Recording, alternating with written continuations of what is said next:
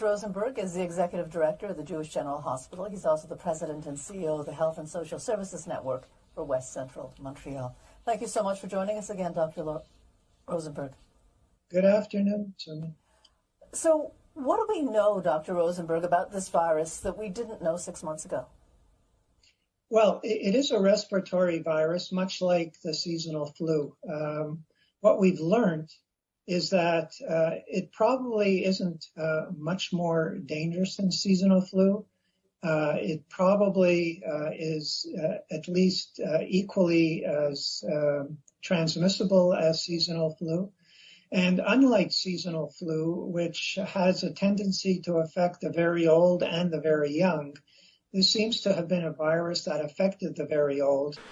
Desde nuestra independencia, es la primera vez en la historia del Uruguay democrático que no existen diferencias entre el discurso político, científico y el discurso periodístico. El haber podido conformar Médicos por la Verdad de Uruguay me ha permitido nuclear las voces disonantes al discurso único. Las maniobras políticas a nivel global y las corporaciones farmacéuticas forman parte de una gran estrategia de las altas élites del gran poder con el fin de lograr quebrar las economías nacionales y esterilizar la población. Según cifras comprobadas, no deberíamos actuar como si hubiésemos sufrido una pandemia. Es necesario que los ciudadanos tengan elementos soberanos de juicio para no repetir patrones globales. Quiero dejar en claro que nuestro único interés es llegar a la verdad y que si nos callamos somos cómplices.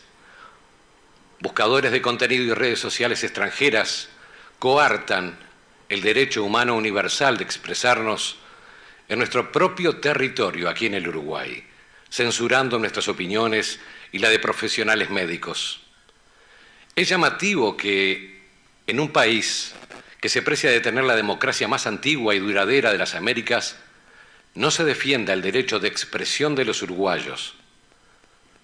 Sin embargo, Uruguay hace acuerdos con quienes nos censuran.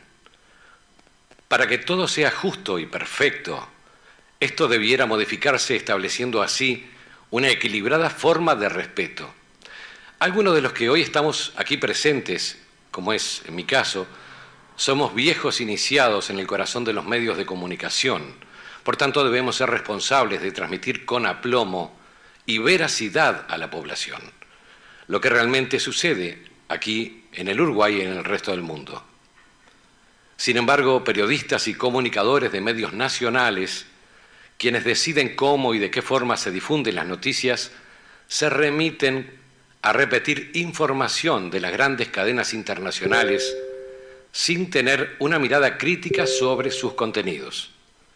La mayoría de las personas están confundidas, dormidas, y se ha generado un clima de miedo y alarma que no parece concordar con el aparente impacto producido en nuestro país respecto a las muertes efectivas por COVID-19 sin patologías previas. Para finalizar, creo importante recordar que muchos de nosotros hemos nacido en pueblos revolucionarios y valientes, que supieron ser en su día una piedra angular en la lucha por la libertad y la independencia de nuestras naciones. Por eso debemos apelar a esa parte de nuestra genética y cultura para defender nuestra vida y la de futuras generaciones. Debemos ser héroes de nuestra propia historia. Está en juego la vida de tu familia, de tus amigos, de tus seres queridos.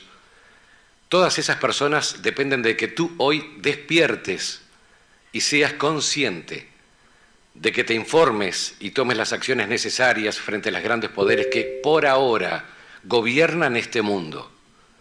Seamos entonces, en señal de apuro, el cambio que queremos ver allí afuera, comenzando hoy, ahora, por la vida y por el bien de la humanidad. Muchas gracias.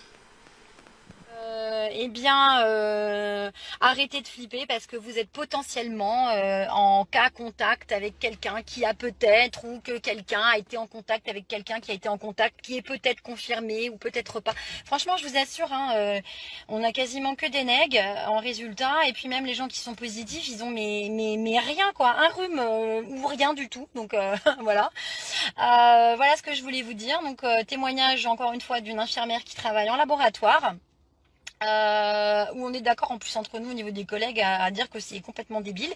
Et pendant qu'on s'occupe de gens qui ont rien ou juste un rhume, eh ben je tiens à signaler qu'on est nettement moins disponible pour les personnes qui sont sous chimio, pour les personnes qui ont de vraies maladies comme le diabète ou quoi, qui nécessitent des prélèvements à domicile, qui nous téléphonent pour prendre leur rendez-vous ou ce genre de choses.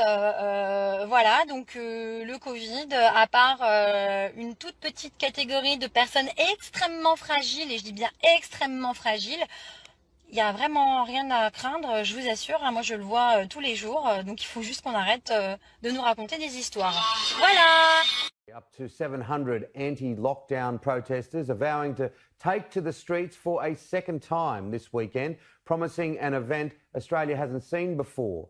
Several small rallies are expected to begin from 7 a.m. in Melbourne CBD before the main gathering at 1 p.m.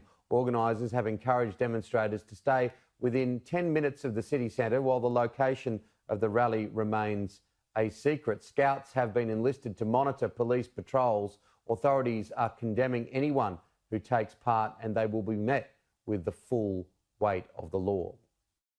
Go home and follow the rules. That's a very simple message. Go home and follow the rules. Let's not have too much focus on these selfish people, because it takes away from the mighty job, the amazing job that the vast majority of Victorians are doing. But be in no doubt, Victoria Police are not mucking about, and they will deal with these people, because it is a selfish act. It's an irresponsible and unlawful act. They didn't muck about yesterday. 16 people were arrested, 21 fined after the protests. Around 100 demonstrators gathered at the State Library before heading for Elstonwick Park. Mounted police eventually dispersed the crowds. Vous n'avez aucune obligation de faire porter le masque. Nous respectons la loi, monsieur. Nous respectons la loi. Lisez la loi, monsieur. La loi dit qu'on ne peut pas dissimuler notre visage. Mais lisez la loi, monsieur. Vous êtes censé représenter la loi. Lisez la loi, elle est là. L'écrit ne vaut rien. Mais lisez-la. Elle est où là? Dégagez. Non. Ça va pas ou quoi? Mais ça va pas ou quoi? Abus de pouvoir. Et voilà. Abus de pouvoir. Voilà, regardez. Louena. Oh, dégage toi. Voilà, regardez. Non, mais ça va bien. Louena, elle est où, Louena? Elle est où? Louena, Reculez s'il vous plaît. Non, il a le droit de filmer. J'ai le droit de filmer. J'ai le droit de filmer, merci. Oui, vous filmez si vous voulez, mais vous reculez. Regarde, les gestes barrières sont très bien respectés. Non mais c'est bien, monsieur. je suis pas une criminelle. Liberté, Nelly. Vous savez ce que vous faites? Vous savez ce que vous faites? Vous savez ce que vous faites? Non? Vous reculez s'il vous plaît. Je vous demande de reculer. Laissez-moi, il y a tout. J'ai le droit de filmer, je respecte les gestes barrières. Bah, je suis là, je suis bien. Laissez-moi. On n'a rien fait. Putain, c'est incroyable. C'est incroyable. Je vous demande de reculer s'il vous plaît. Je suis là. Bonjour à tous, en direct de l'hôpital de la Timone à Marseille, le dimanche 20 septembre 2020. Voilà l'état des chambres des enfants. Regardez, totalement délabré. Voilà, de la moisissure dans les angles. Regardez. Le lit qui ne fonctionne pas. On a beau regarder, il est bien allumé, hein. Il ne fonctionne pas. Pas de gel en pleine crise de Covid. Voilà. Un rideau de fortune de douche acheté chez Babou. Regardez comme c'est propre. Chez les enfants en plus. La peinture. Regardez. Pas de savon pour se laver les mains. Toujours en pleine crise de Covid. Voilà. Regardez la moisissure dans les angles. Hein? Et après, Macron, tu mets 135 € pour ceux qui portent pas le masque en ville. Regarde, occupe-toi d'abord des hôpitaux pour les enfants. Et de tous les infirmiers de France et docteurs. Regardez les toilettes. Regardez, les carreaux. Voilà. Eh bien bonjour à tous, alors je fais ma petite contribution au port du masque. Alors beaucoup de choses ont déjà été dites, veuillez m'excuser s'il y aura des redites, mais j'entends certaines choses dans la rue ou dans l'entourage qui me laissent un peu pantois, et je voudrais apporter ma petite pierre à l'édifice. En fait, ce que j'entends souvent, c'est que, alors je précise, hein, je ne suis ni pro-masque ni anti-masque. On ne demande pas à un chirurgien de choisir d'être pro ou d'être anti-masque. Simplement, le masque doit être utilisé à bon escient. Voilà, je laisse liberté à chacun qui souhaite de porter le masque ou de ne pas en porter. Je suis plutôt pro-choix. Ceci étant, j'entends beaucoup de gens qui disent « Oui, mais les chirurgiens, les équipes au bloc opératoire supportent bien le masque. Est-ce que nous aussi, on ne peut pas le supporter un peu dans l'espace public ou dans les magasins ?» Alors c'est vrai, nous supportons le masque parfois pendant plusieurs heures, pendant les interventions chirurgicales et au bloc opératoire. Ceci dit, je voudrais quand même vous faire une petite visite du bloc et vous allez mieux comprendre pourquoi. On y va ?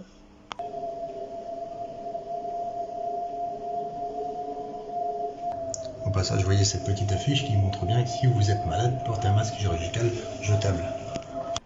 Si vous êtes malade. Ça va ? Jusqu'à présent, c'est facile à suivre ? On continue. Au vestiaire, on se change complètement. Tenue bloc, sabots, calot.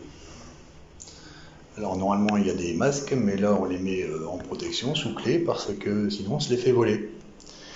Merci la panique. Sérum hydroalcoolique avant de prendre le masque.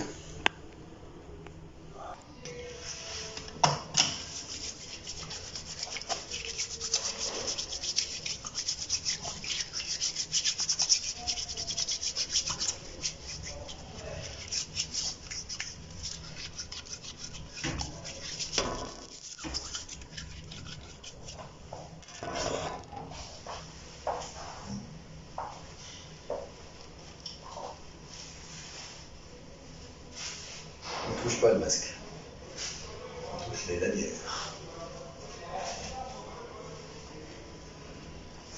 Allez, je vous emmène avec moi. Je vous emmène donc dans une salle d'opération. Bon, par respect pour vous, je vais rebaisser ce masque, qui ne me sert à rien, même pour vous protéger, puisque vous n'êtes pas directement devant moi. Et on y va. Petite visite. Alors, est-ce que vous voyez ce qu'il y a derrière ce piquet ? Il y en a dans les 4 coins de la salle pour aspirer l'air de la salle. Et vous voyez au plafond, voilà, il y en a 4 également autour de la zone où il y a la table d'opération pour nous apporter de l'air renouvelé et rafraîchi. Air renouvelé, air rafraîchi, ça veut dire quoi? Ça veut dire que on peut supporter largement la présence d'un masque sur le visage.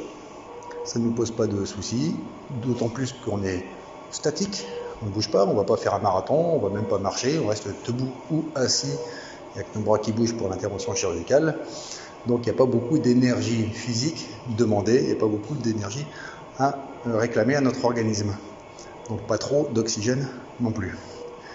Voilà, par contre, de plus nous sommes tous en bonne santé, autant sur le plan cardiaque que sur le plan respiratoire. Ça va ?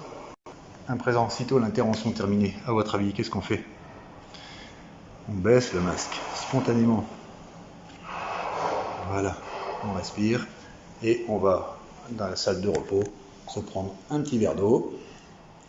Voilà, pour se désaltérer la gorge. Et tout ça, on le fait spontanément, donc ça veut dire qu'on n'y pense même pas, ça devient pour nous quelque chose de tout à fait naturel. Sachez aussi que ce masque, même s'il n'est pas certain qu'il soit efficace pour lutter contre les infections de site opératoire, donc les infections nosocomiales liées directement à l'opération, nous permettent aussi, nous chirurgiens, d'éviter d'être souillés par des projections de sang, de matière, d'humeur, etc., qui sortent directement du champ opératoire. Voilà.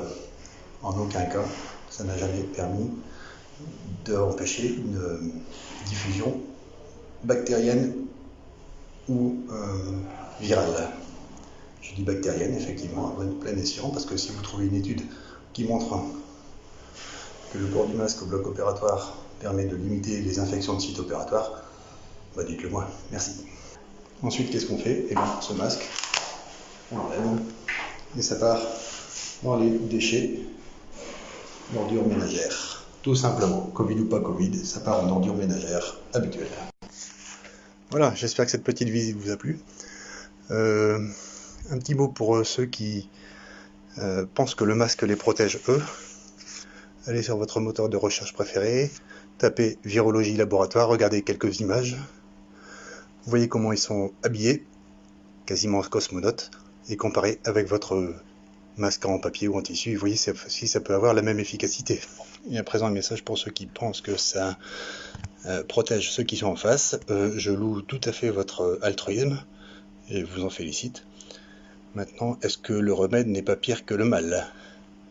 C'est-à-dire, est-ce que le fait de garder vos toxines dans le corps ne va pas faire que finalement, dans le masque plutôt, ne va pas faire que finalement vous entreteniez un cycle infectieux à vos dépens. Tout ça pour un résultat qui, somme toute, en dehors des autres gestes barrières qui ont été proposés, notamment une certaine distance, le lavage des mains, se moucher dans le coude, est-ce que ça serait pas préférable de finalement continuer à montrer votre sourire à tout le monde en sachant que on en a besoin, on a vraiment besoin de sourire. Voilà. Bisous à tous, portez-vous bien. C'est un appel qui est lancé aux soignants, aux médecins en fait, et aux administratifs et aux soignants, et à peu près tout le personnel de l'assistance publique des hôpitaux de Marseille. Et c'est un appel de citoyens, presque plus que de médecins. C'est un appel de papa aussi, qui se retrouvent dans une espèce de chantage où on dit que les enfants pourront aller à l'école que s'ils ont un masque. Et que l'imposture est évidente en fait. Donc c'est plutôt une espèce de réaction viscérale pour arrêter d'être en colère tout seul dans mon coin. Je me suis dit, il faut que je trouve des gens qui sont pas pris dans l'hypnose collective, quoi. Et j'ai eu une dizaine de réponses très agressives, très conformistes. Et j'ai rappelé chacune de ces 10 personnes, parce que mon but c'était pas de fermer le débat, c'était plutôt au contraire de créer du lien. Tout ce qui est en train de se passer nous sépare, nous détruit la société, nous isole en fait, nous laisse dans un coin tout seul, au sens figuré, au sens propre. Actuellement vous avez des personnes âgées qui sont terrées chez elles, avec un masque, des gants, elles n'allument pas la lumière, elles sortent plus depuis 6 mois, enfin depuis 3 mois au moins, et même plus. Donc on est vraiment très séparés. Donc je crois qu'on a besoin de créer du lien. On a besoin de créer du lien, ça c'est la version positive. Mais ce que fait Valérie, je pense que c'est bien, c'est qu'il faut tenir le rapport de force. On a besoin de tenir le rapport de force aussi. Il y a du conflit. Il y a du conflit et il y a du rapport de force. La parole médicale, elle a été très très malmenée aussi, à force de voir tout et son contraire dans les médias. Vous croyez juste plus à rien en fait. Et vous avez bien raison, parce que la science elle-même, Valérie demande des réponses de la science sur certains points. Mais la science elle-même est l'instrument du pouvoir d'une certaine manière. Elle a été instrumentalisée, elle est devenue un outil à produire des justifications et pas à chercher la vérité. Et ça, c'est compliqué même pour les médecins de l'admettre. De se dire, mais ce que je fais, ça repose sur quoi, en fait? Je suis même pas sûr que ce soit vrai. Et donc, il y a voilà, je ne vais pas m'égarer trop, juste pour vous dire le collectif. Donc, j'ai rappelé les 10 personnes qui m'ont insulté, publiquement, en utilisant le mail collectif de l'assistance publique.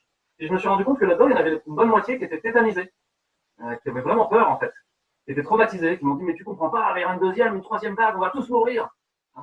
Autant que ça, qui pour moi était un peu risible parce que j'ai soigné les malades graves de la première vague et donc voilà, la mortalité était très faible en fait quand on prend correctement en charge ces patients.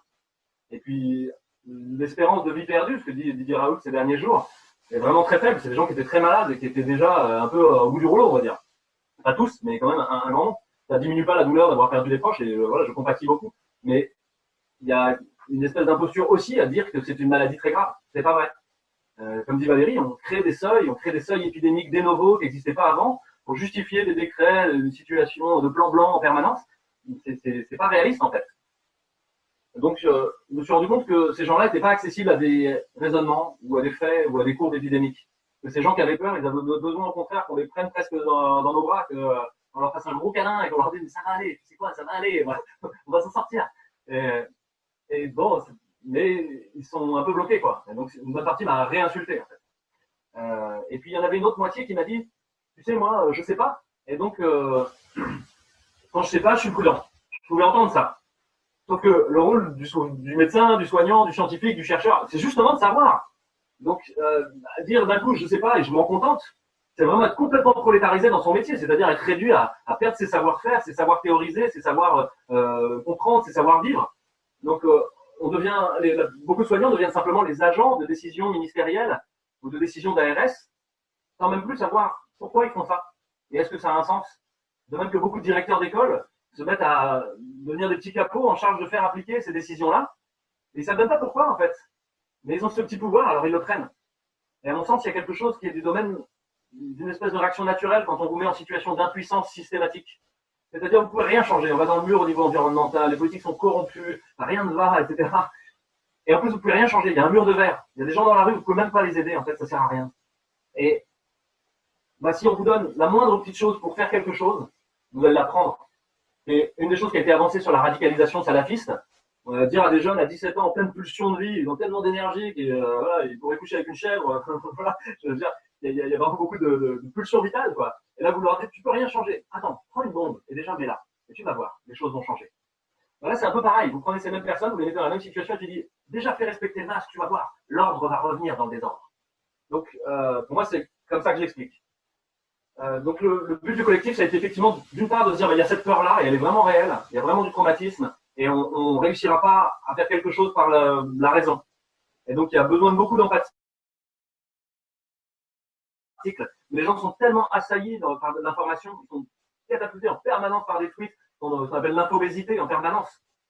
Donc finalement ce qu'ils écoutent, c'est pas tant le message que l'intention de la personne. Est-ce qu'ils sont face à quelqu'un qui leur parle avec bonté, avec gentillesse, avec envie d'être bon pour eux? À l'évidence, dans les médias, vous avez des salopards qui vous parlent en utilisant toutes les techniques de manipulation hypnotique, mais dont l'intention est profondément dégueulasse.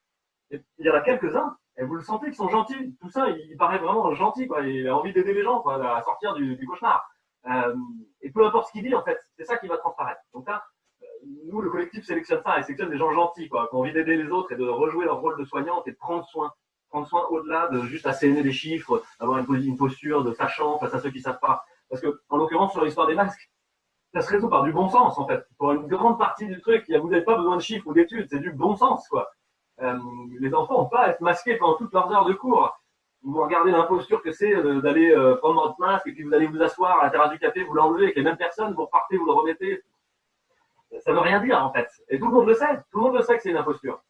Sauf qu'il y en a qui n'arrivent pas à l'admettre, parce qu'ils sont encore dans la peur. Et effectivement, Valérie le disait, au sein des médecins et des soignants, on est très divisés. Toute cette histoire nous a divisés, en fait. Donc l'idée aussi de ce collectif, c'est de réunir des soignants qui ne sont pas tous d'accord sur tout. Il y en a qui détestent Raoult, il y en a qui l'adorent, il y en a qui pensent que le masque est utile, il y en a qui pensent qu'il n'est pas utile dans telle circonstance. C'est pas grave. L'idée, c'est de réfléchir ensemble, de se mettre ensemble à essayer de donner quelque chose aux citoyens et à nos patients, en fait. Se mettre dans la peau du chercheur, du toubib et du soignant qui est au service des gens et qui va essayer de répondre à leurs questions en essayant à la fois de les aider à réfléchir, presque de la maïotique socratique, de les aider à dire mais qu'est-ce qui est bien pour vous? Et effectivement, pour vous, il ne faut pas de masque, mais il n'en faut pas. Et je suis d'accord avec Valérie. Si quelqu'un arrive et dit moi je ne peux pas porter de masque, ça me rend marteau, quoi. Je suis en conflit avec tout le monde, j'ai de la colère dans le cœur en permanence. Et ben, il faut lui faire un certificat médical disant qu'il ne peut pas porter de masque, il faut qu'il arrête, quoi. Parce qu'on est en train de le rendre marteau. Et puis il faut aller jusqu'au bout. Et c'est là où vraiment moi je tiens mon chapeau à Maître Brusa, à Action 21 PACA, à Valérie, à vous tous, d'arriver à tenir le conflit, à tenir ce truc-là, à tenir dans un rapport de force. Parce qu'on en a besoin, quoi. C'est quelque chose où on fait semblant qu'on est tous d'accord, on a le consentement, et puis on va vous tordre le consentement en vous mettant des messages subliminaux en permanence pour vous dire vous êtes coupable si vous ne faites pas ce qu'on vous dit. C'est vous qui allez rendre malade votre mamie, etc. C'est incroyable, quoi. Jusqu'à ce que vous arriviez au consentement. C'est la fabrique du consentement chez Noam Chomsky, quoi, pour ceux qui veulent lire ça, quoi. Manufacturing Consent. C'est une œuvre majeure, quoi, sur le média de masse, qui nous éclaire sur plein de trucs. On fera bientôt une vidéo sur l'hypnose, justement, qui est utilisée de manière systématique, des scansions hypnotiques qui sont utilisées, que nous, on utilise au bloc opératoire de manière bienveillante. Ben là, c'est utilisé de manière ultra malveillante par les médias et par les politiques. Pour faire qu'à la fin, vous arriviez au consentement. Et pas parce que vous êtes convaincu que c'est juste, parce que vous avez peur de l'amende, parce que vous avez peur des policiers, parce que vous avez peur de faire du mal à votre mémé, parce que vous avez peur de tout, quoi. Et parce qu'en plus, vous allez préférer la parité, c'est-à-dire faire partie du groupe plutôt que de vous exclure. Et moi-même, parfois, je mets le masque dans la rue parce que j'en ai marre. J'en ai marre, simplement, d'être devant l'école à déposer mes enfants, d'avoir tous les parents qui me regardent et qui savent très bien que je suis réanimateur et que je mets pas le masque. Et pour eux, mais qu'est-ce qu'il fait? Il est fou. Et voilà, moi aussi, je subis cette pression-là. Et de temps en temps, je mets le masque et je me sens bien. d'un coup de me dire, pas à cause du masque, hein, le masque, lui, je ne vais pas du tout sentir bien. Le même masque depuis 3 semaines, qui a fait de bactéries, tout ce que vous voulez, dégueulasse, il traîne au fond de ma poche, comme tout le monde. Hein. Mais je me sens bien simplement de dire, ça y est, je suis plus en conflit. Et ça, il faut le regarder en face aussi, qu'il y a beaucoup de gens qui mettent le masque, qui suivent, parce qu'ils ont envie de ne pas être en conflit, ils ont envie d'être avec les autres et de faire société ensemble. Bah, pour inverser le message, pour arriver à d'un coup faire une bascule, à dire, mais c'est pas vrai, vous faites pas société là, vous êtes en train de faire un truc complètement débile, quoi. Il sert à rien pour le masque. Mais ce masque, c'est une aventure grandiose, en fait, quelque part, au niveau sociologique. Enfin, je pense qu'on en parlera dans les livres d'histoire dans 200 ans, quoi.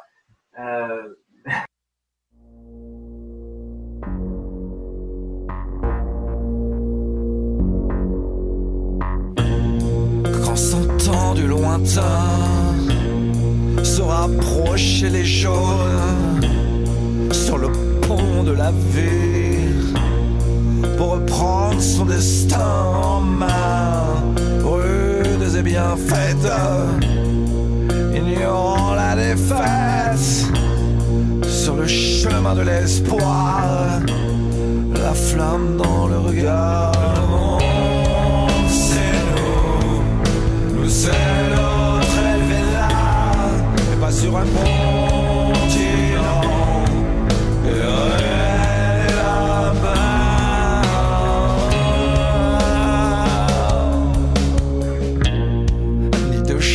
Ni de haine pour les hommes qui s'aiment, des naissances et des mères pour les hommes qui saignent. Rien ne